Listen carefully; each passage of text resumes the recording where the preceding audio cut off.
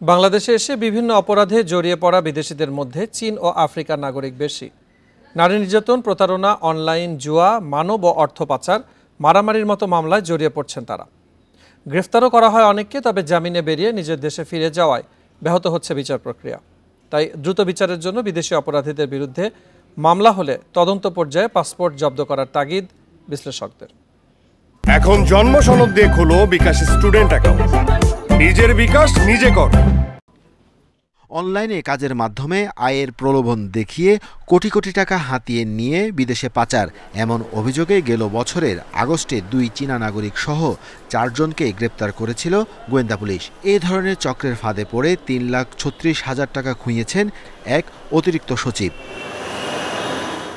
এদিকে জানুয়ারিতে রাজধানীর উত্তরার একটি আবাসিক হোটেলে পুলিশের ডগ স্কোয়াড এবং মাদকদ্রব্য নিয়ন্ত্রণ অধিদপ্তরের যৌথ অভিযানে 200 গ্রাম কোকেন সহ গ্রেপ্তার হন তানজানিয়ার এক নাগরিক।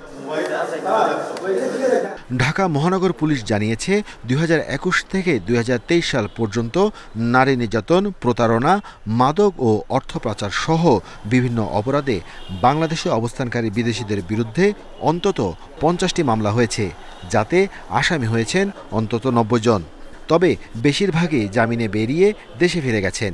এসব মামলায় দেখা গেছে সবচেয়ে বেশি অপরাধে জড়িত চীন ও আফ্রিকার বিভিন্ন দেশের নাগরিকেরা। অনেকে এখানে চাকরি করছে, অনেকে হয়তো ব্যবসার সাথে সংশ্লিষ্ট আছে, বিভিন্নভাবে বিভিন্ন জন জড়িত আছে।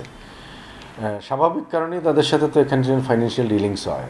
সবচেয়ে ভালো হলো যদি প্রাইমা ফোসি যদি আসে, প্রাথমিকভাবে মনে হয়, তাহলে তাদের এই মুভমেন্টের ব্যাপারে রেস্ট্রিকশন ইম্পোজ করাই বোধহয় বাঞ্ছনীয়।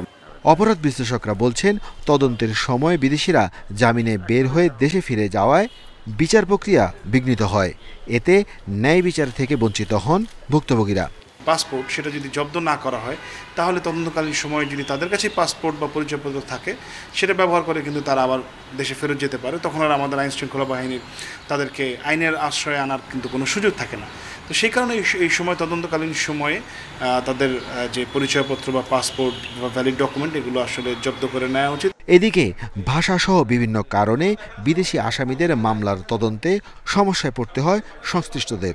এজন্য প্রশিক্ষিত তদন্ত দল গঠনের পরামর্শ বিশ্লেষকদের। Arafatur Rahman, independent news, Dhaka.